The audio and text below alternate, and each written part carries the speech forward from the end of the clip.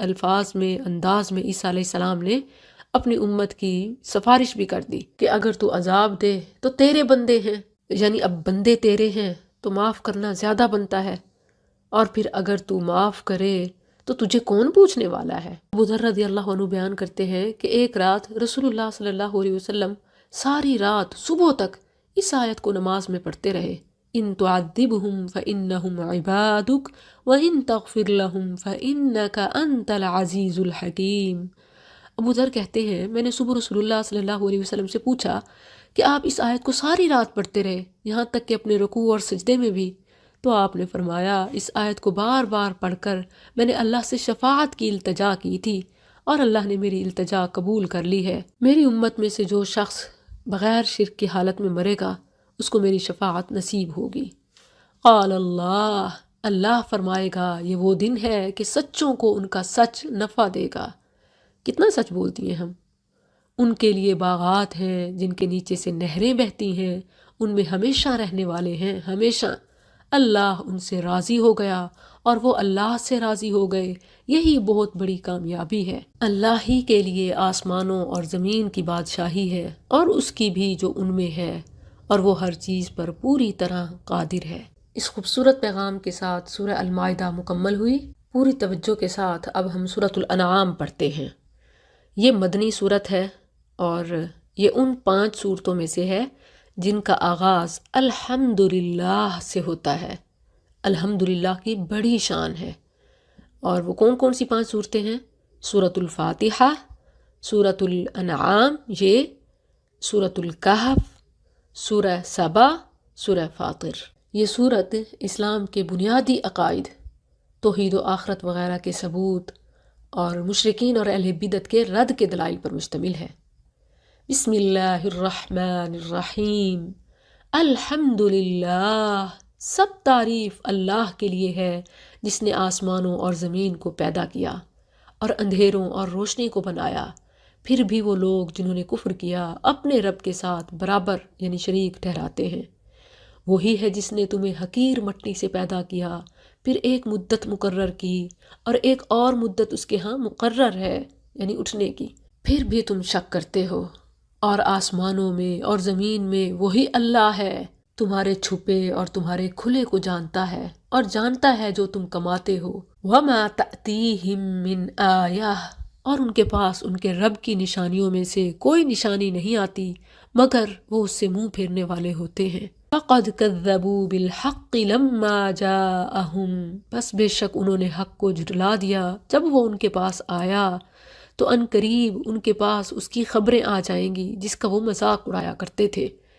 کیا انہوں نے نہیں دیکھا ہم نے ان سے پہلے کتنے زمانوں کے لوگ ہلاک کر دیے جنہیں ہم نے زمین میں وہ اقتدار دیا تھا جو تمہیں نہیں دیا، اور ہم نے ان پر موسلا دھار بارش برسائی اور ہم نے نہریں بنائیں جو ان کے نیچے سے بہتی تھیں، پھر ہم نے انہیں ان کے گناہوں کی وجہ سے ہلاک کر دیا اور ان کے بعد دوسرے زمانے کے لوگ پیدا کر دیے۔ وَلَوْ نَزَّلْنَا عَلَيْكَ كِتَابًا، اور اگر ہم آپ پر کاغذ میں لکھی ہوئی کوئی چیز اتارتے پھر وہ اسے اپنے ہاتھوں سے چھوتے، تو یقیناً وہ لوگ جنہوں نے کفر کیا یہی کہتے کہ یہ تو کھلے جادو کے سوا کچھ نہیں، اور انہوں نے کہا اس پر کوئی فرشتہ کیوں نہ اتارا گیا، اور اگر ہم کوئی فرشتہ اتارتے تو ضرور کام تمام کر دیا جاتا۔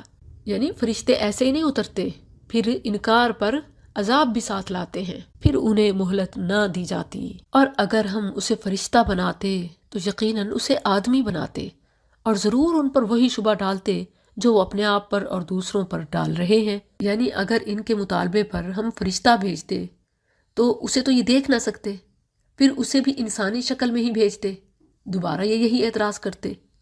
وَلَقَدِ اسْتُهْزِئَ بِرُسُلٍ، اور بلا شبہ یقیناً تجھ سے پہلے کئی رسولوں کا مذاق اڑایا گیا، تو ان لوگوں کو جنہوں نے ان میں سے مذاق اڑایا تھا اس چیز نے گھیر لیا جس کا وہ مذاق اڑاتے تھے، یعنی کہا اپنے اوپر آیا، کہہ دے زمین میں چلو پھر دیکھو جھٹلانے والوں کا انجام کیسے ہوا۔ عام طور پر سیر و سیاحت تفریح کے لیے کی جاتی ہے، جبکہ قرآن کریم میں متعدد مقامات پر سیاحت کا مقصد عبرت ہے۔ قُلْ لِمَن مَّا فِي السَّمَاوَاتِ وَالْأَرْضِ، کہہ کس کا ہے جو کچھ آسمانوں اور زمین میں ہے، کہہ اللہ کا ہے، اس نے اپنے آپ پر رحم کرنا لکھ دیا ہے، یقیناً وہ تمہیں قیامت کے دن کی طرف لے جا کر ضرور جمع کرے گا جس میں کوئی شک نہیں۔ وہ لوگ جنہوں نے اپنے آپ کو خسارے میں ڈالا سو وہی ایمان نہیں لاتے۔ وَلَهُ مَا سَكَنَ فِي اللَّيْلِ وَالنَّهَارِ، اور اسی کا ہے جو کچھ رات اور دن میں ٹھہرا ہوا ہے، اور وہی سب کچھ سننے والا، سب کچھ جاننے والا ہے۔ قُلْ أَغَيْرَ اللَّهِ أَتَّخِذُ وَلِيًّا، کہہ دے کیا میں اللہ کے سوا کوئی مالک بناؤں جو آسمانوں اور زمین کو پیدا کرنے والا ہے، حالانکہ وہ کھلاتا ہے اور اسے نہیں کھلایا جاتا۔ کہہ بے شک مجھے حکم دیا گیا ہے کہ میں سب سے پہلا شخص بنوں جو فرما بردار بنا، اور تو ہرگز شریک بنانے والوں سے نہ ہو۔ قل انی اخاف ان عصیت ربی عذاب یوم عظیم، کہہ دے اگر میں اپنے رب کی نافرمانی کروں تو بے شک میں ایک بڑے دن کے عذاب سے ڈرتا ہوں۔ رسول اللہ صلی اللہ علیہ وسلم کی زبان سے یہ اعلان کروا کر دوسرے سب لوگوں کو بتایا گیا کہ اگر بفرض محال ہمارے معصوم اور سب سے زیادہ نیک بندے سے بھی نافرمانی کا ارتکاب ہو جائے تو وہ بھی ہمارے عذاب سے نہیں بچ سکتا۔ جب نبیوں سے یہ کہلوایا گیا کہ نافرمانی کی صورت میں وہ اپنے آپ کو بھی نہیں بچا سکتے، تو لوگ ولیوں سے یہ کیسے امید لگا لیتے ہیں کہ وہ خود دوسروں کو بھی بچا لیں گے، یعنی مریدوں کو۔ من یصرف عنہ، جس شخص سے اس دن وہ ہٹا لیا جائے گا تو یقیناً اس نے اس پر رحم کر دیا، یعنی جو بچے گا تو صرف اللہ ہی کے رحم سے، اور یہی کھلی کامیابی ہے۔ وَإِن يَمْسَسْكَ اللَّهُ بِضُرٍّ، اور اگر اللہ تجھے کوئی تکلیف پہنچائے تو اس کے سوا کوئی اسے دور کرنے والا نہیں۔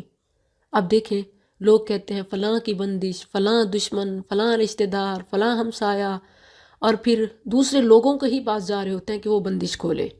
اللہ کیا فرماتا ہے کہ جو بھی تکلیف پہنچے تو بندشیں اللہ ہی کھولتا ہے، یعنی اولاً تو کوئی بندش ہی نہیں جب تک اللہ نہ چاہے، اور اگر ہے تو اس کا مطلب ہے اللہ کی طرف سے ہے اور وہی کھول سکتا ہے۔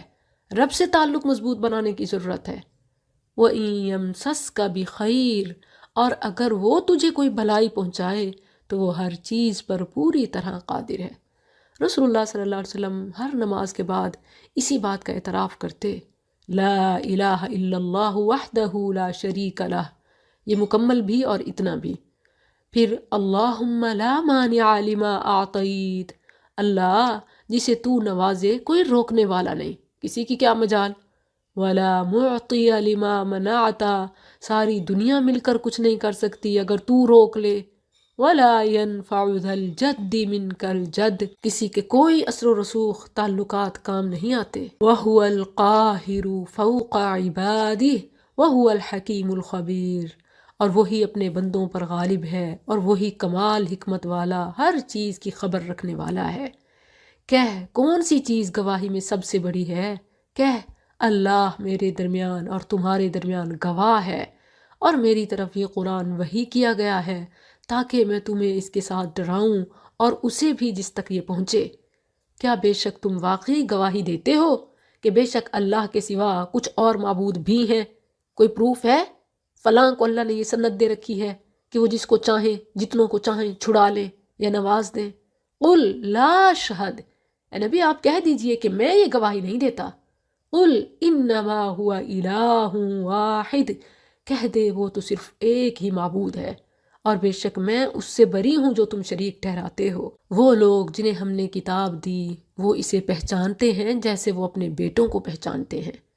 وہ لوگ جنہوں نے اپنے آپ کو خسارے میں ڈالا سو وہ ایمان نہیں لاتے، اور اس سے زیادہ ظالم کون ہے جس نے اللہ پر کوئی جھوٹ باندھا یا اس کی آیات کو جھٹلایا۔ بے شک حقیقت یہ ہے کہ ظالم لوگ فلاح نہیں پاتے۔ جو بھی قرآن کو نہیں مانتا، اسلام کو فالو نہیں کرتا، اس کے اپنے دل کا فطور اور ظلم ہے، وگرنہ اس میں کوئی ایسی چیز ہے ہی نہیں جو سمجھ نہ آئے، کوئی مشکل ہے ہی نہیں کہ بندہ رب کو نہ پہچان سکے۔ وَيَوْمَ نَحْشُرُهُمْ جَمِيعًا، اور جس دن ہم ان سب کو جمع کریں گے، پھر ہم ان لوگوں سے کہیں گے جنہوں نے شریک بنائے، کہاں ہیں تمہارے وہ شریک جنہیں تم گمان کرتے تھے؟ پھر ان کا فریب اس کے سوا کچھ نہ ہوگا کہ کہیں گے اللہ کی قسم واللہ ربنا ما کننا مشرکین، اللہ کی قسم جو ہمارا رب ہے ہم شریک بنانے والے نہ تھے۔ دیکھ انہوں نے کیسے اپنے آپ پر جھوٹ بولا، اور ان سے گم ہو گیا جو وہ جھوٹ بنایا کرتے تھے۔ اور ان میں سے کچھ وہ ہیں جو تیری طرف کان لگاتے ہیں، اور ہم نے ان کے دلوں پر پردے ڈال دیے ہیں، اس سے کہ وہ اسے سمجھیں، اور ان کے کانوں میں بوجھ رکھ دیا ہے، اور اگر وہ ہر نشانی دیکھ لیں اس پر ایمان نہیں لائیں گے۔ یہاں تک کہ جب تیرے پاس جھگڑتے ہوئے آتے ہیں تو وہ لوگ جنہوں نے کفر کیا کہتے ہیں یہ پہلے لوگوں کی فرضی کہانیوں کے سوا کچھ نہیں، چونکہ وہ سننا نہیں چاہتے، الٹا ایسے بکتے ہیں تو اللہ نے بھی انہیں ہدایت سے محروم ہی کر دیا، اور وہ اس سے روکتے ہیں اور وہ اس سے دور رہتے ہیں، اور وہ اپنے سوا کسی کو ہلاک نہیں کر رہے اور نہیں سمجھتے۔ اور کاش تو دیکھے جب وہ آگ پر کھڑے کیے جائیں گے تو کہیں گے اے کاش ہم واپس بھیجے جائیں اور اپنے رب کی آیات کو نہ جھٹلائیں اور ایمان والوں میں سے ہو جائیں، بلکہ ان کے لیے ظاہر ہو گیا جو وہ اس سے پہلے چھپاتے تھے، اور اگر انہیں واپس بھیج دیا جائے تو ضرور پھر وہی کریں گے جس سے انہیں منع کیا گیا تھا، اور بلا شبہ وہ یقیناً جھوٹے ہیں۔ اور انہوں نے کہا نہیں ہے یہ زندگی مگر ہماری دنیا کی زندگی، اور ہم ہرگز اٹھائے جانے والے نہیں۔ اور کاش تو دیکھے جب وہ اپنے رب کے سامنے کھڑے کیے جائیں گے، وہ فرمائے گا کیا یہ حق نہیں؟ کہیں گے بلا وربنا، کیوں نہیں، ہمارے رب کی قسم۔ فرمائے گا پھر چکھو عذاب اس کے بدلے جو تم کفر کیا کرتے تھے۔ قد خسر الذین کذبوا بلقاء اللہ، یقیناً خسارے میں رہے وہ لوگ جنہوں نے اللہ کی ملاقات کو جھٹلایا۔ یہاں تک کہ جب ان کے پاس قیامت اچانک آ پہنچے گی کہیں گے ہائے ہمارا افسوس، یا حسرتنا علی ما فرطنا فیہا، اس پر جو ہم نے اس میں کوتاہی کی، اور وہ اپنے بوجھ اپنی پشتوں پر اٹھائیں گے۔ سن لو برا ہے جو وہ بوجھ اٹھائیں گے، اور دنیا کی زندگی کھیل اور دل لگی کے سوا کچھ نہیں، اور یقیناً آخرت کا گھر ان لوگوں کے لیے بہتر ہے جو ڈرتے ہیں۔ افلا تعقلون، تو کیا تم نہیں سمجھتے؟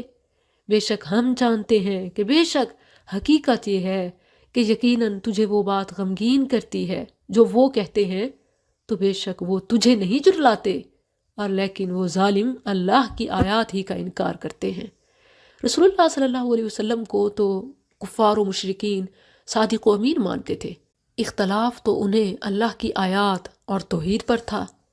وَلَقَدْ كُذِّبَتْ، اور بلا شبہ یقیناً تجھ سے پہلے کئی رسول جھٹلائے گئے، تو انہوں نے اس پر صبر کیا، وہ جھٹلائے گئے اور ایذا دیے گئے یہاں تک کہ ان کے پاس ہماری مدد آ گئی، اور کوئی اللہ کی باتوں کو بدلنے والا نہیں، یعنی وعدے ضرور پورے ہوں گے۔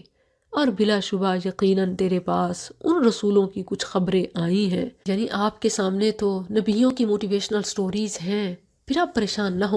وَإِن كَانَ كَبُرَ عَلَيْكَ، اور اگر تجھ پر ان کا منہ پھیرنا بھاری گزرا ہے، تو اگر تو کر سکے کہ زمین میں کوئی سرنگ یا آسمان میں کوئی سیڑھی ڈھونڈ نکالے